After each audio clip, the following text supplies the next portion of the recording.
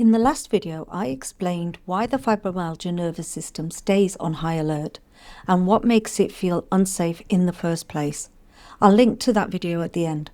In this one, I want to show you how to start calming it in real life, not with quick fixes, not by forcing yourself to relax, and not with 100 techniques that you'll never keep up with. I'm going to walk you through the principles that actually help a sensitive nervous system feel safer, explain why they work, and then I'll share how I apply them in my own life so you can adapt them for yourself. This isn't about curing fibromyalgia, it's about reducing fear, lowering pressure, and making day-to-day life much more manageable. And if something really hits a note with you, pause the video and give yourself a moment to think about it and absorb.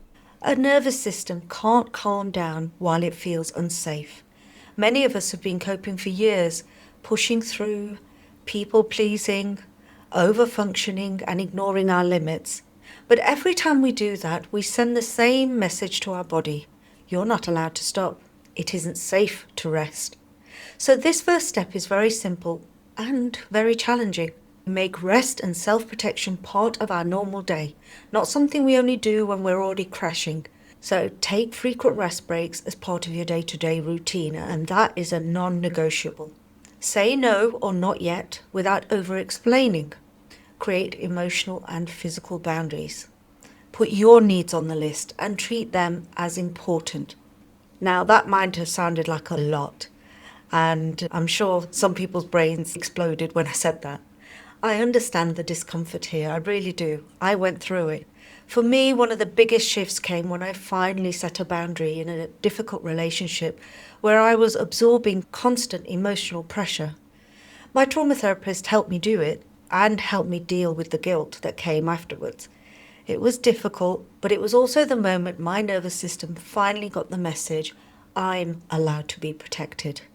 You cannot calm a nervous system while constantly telling it that it has to cope and put up with everything at all costs. The next principle I want to talk about is that awareness comes before change. You can't calm what you're not aware of. This is something that people don't expect, that when you do stop pushing, you can actually feel worse at first. That doesn't mean you're doing it wrong. It usually means you're finally listening to your body and becoming more aware of what's actually happening for you. I remember becoming aware of how much I was carrying, pain, fatigue, tension, and that I'd been overriding it for years. And once I saw it, I also realized how much extra stress I was adding on top. But awareness is the turning point because you can't change patterns that you can't see. So what do you do about this? Pick one way to get things out regularly and then reflect back gently. So you can try journaling, and you know I'm a big fan of journaling and writing things down. You can talk things through with someone that you feel safe with, maybe a good friend or a loved one. You can take things out and record voice notes and just listen to them back yourself, and you can delete them afterwards if you don't want to keep them. And also working with a therapist or a coach can really help you spot patterns in a way that will keep you safe and calm throughout the process. The goal isn't to analyze yourself, it's to recognize and understand where you are right now. It's like if you keep getting pain in your feet until you realize, oh, it's the shoes. Once you know that, you can do something about it and go and get a new pair. This is the same. Once we recognize what's driving our stress response, our brain starts making better choices. Awareness is what turns coping into choice. The next principle is that predictability calms the nervous system more than intensity ever will.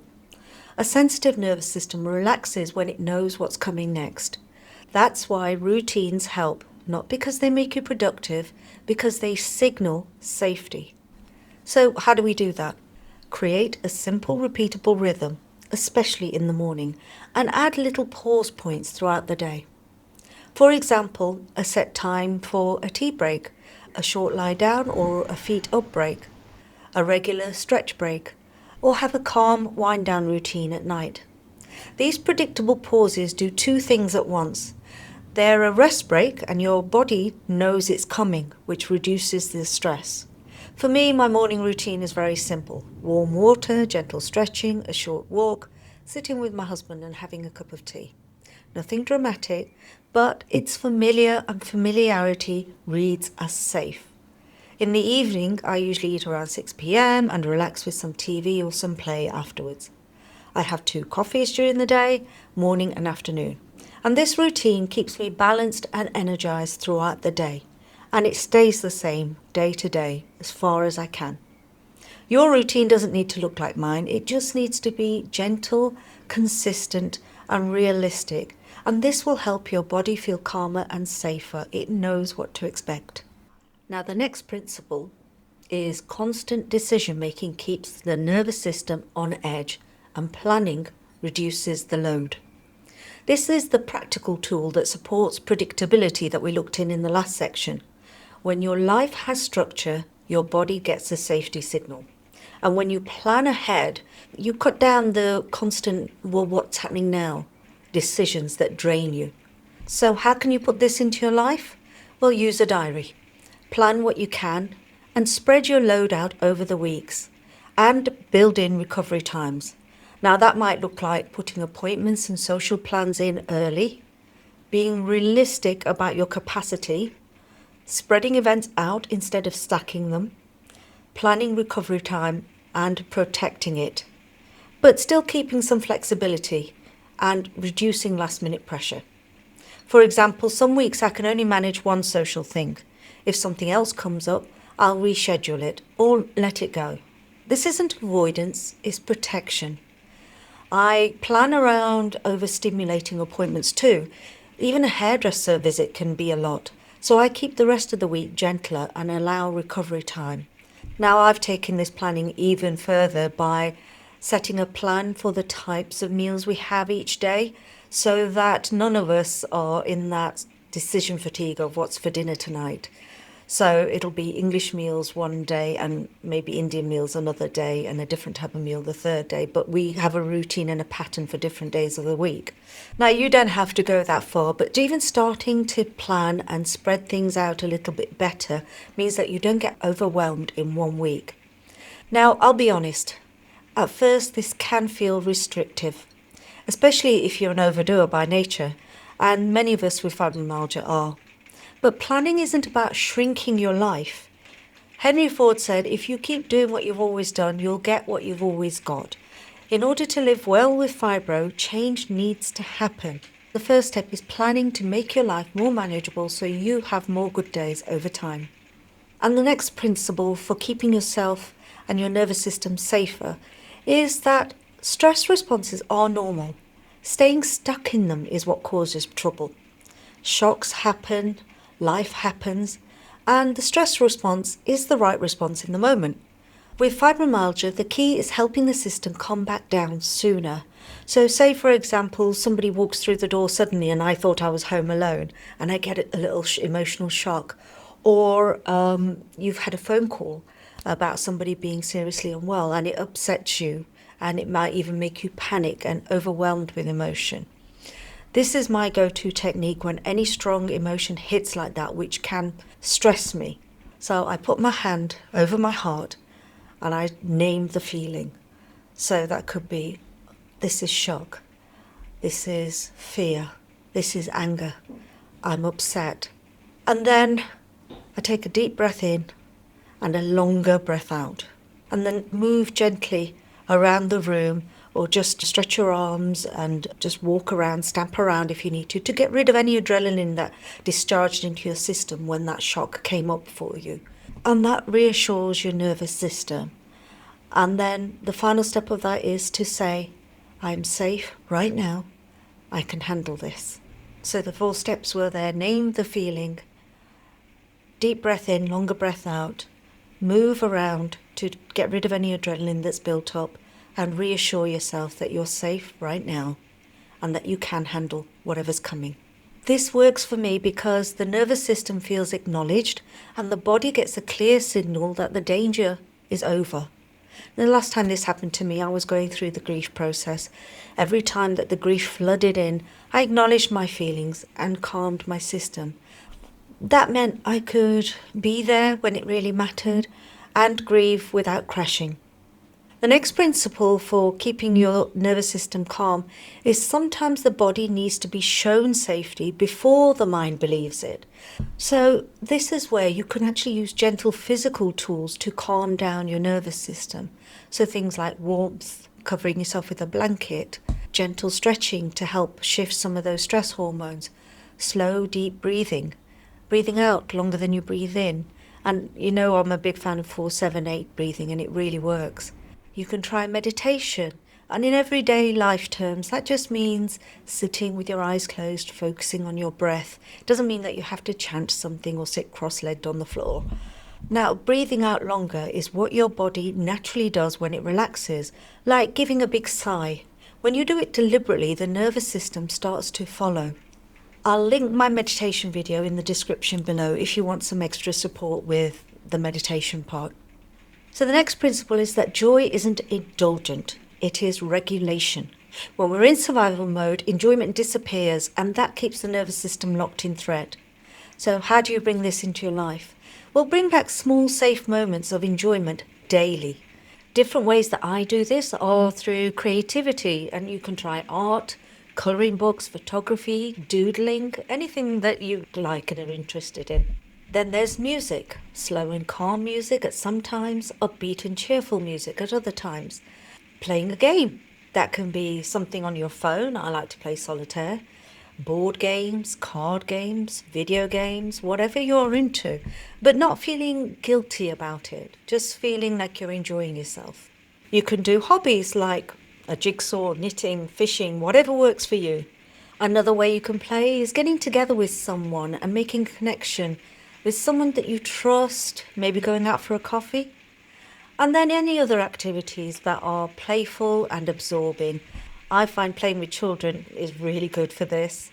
Just watching the birds out of the window, watching a comedy film or series on TV. Let me know some of your ways of enjoying yourself. For me, creativity is huge, and my YouTube channel can feel like play when I'm not forcing it. Enjoyment is part of the medicine to keep your nervous system safe. It's raining now, so I'm bringing my mic a bit closer so that I can carry on filming. So the next principle is rest is not laziness, it's regulation. If stopping makes you feel restless at first, that's common. Stillness can bring thoughts back. Quiet and not doing anything can feel unfamiliar. When I first practiced sitting for 5 minutes, I felt restless. By the third try, it was easier. The nervous system does learn. So how can you do this? Just take frequent breaks to sit or lie down. Nap if you need to. You can rest through watching TV, meditating, or deep breathing. You can just stop for a hot drink and pause as soon as you feel the tension building. The biggest barrier to rest that I've found isn't other people, work, or outside influences. It's having permission, usually our own permission. For now, take mine. I give you permission to rest so that you can have better days with fibromyalgia going forward. The next principle is that on hard days, aim for enough, not balance or doing everything. I have some anchors throughout my day. Anchors are times or activities that keep you grounded so you don't go too deep into unsafety. Maintaining these is important because if they start slipping, physical and mental pressure will build up. So how can you do this? Think about or even list your main anchors. These are the things that you can't do without in a day.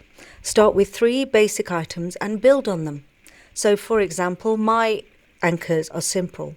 Hydration.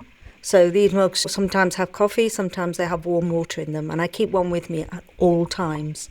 Gentle movement throughout the day, so not sitting for too long, not standing for too long. Food that suits my body, and for me that's gluten-free and dairy-free. Limited caffeine, because that messes with my mental health and my sleep if I have too many. So for me that is 2 caffeinated drinks a day and no more than that. One of my anchors is making sure I take my medication and my supplements on time every day, spending some time enjoying myself and some time connecting with others. And I know these are the minimum things I need in a day to keep myself well. And if that's all I do, the day still counts towards building safety and preventing crashes.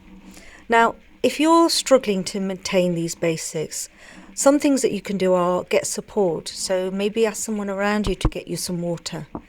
Plan ahead for these times. Have food and drink available in the fridge or freezer. And then keep your essentials nearby. Any comfort items like a blanket or medications. Now, all of these principles work together in a cycle. Each leads to and impacts the other. So they're all connected. Once you start doing one, you'll find that you're automatically doing another. This is the blueprint I live my life by now. And it's what allows me to work, love, rest, and cope with whatever comes next. Now, with the strategies I've talked about, I'm not promising a cure, but I can promise you this. You're not powerless. These principles reduce pressure, they increase safety, and small signals of safety repeated add up. This is the final video in the Fibromyalgia and Nervous System series. So if you've missed any episodes, I'll link the full playlist here. Fibromyalgia doesn't mean your life is over. It means it needs a different rhythm. And that rhythm can still hold joy, meaning, and good days. So until next time, take good care of yourself, find a little play, and be well.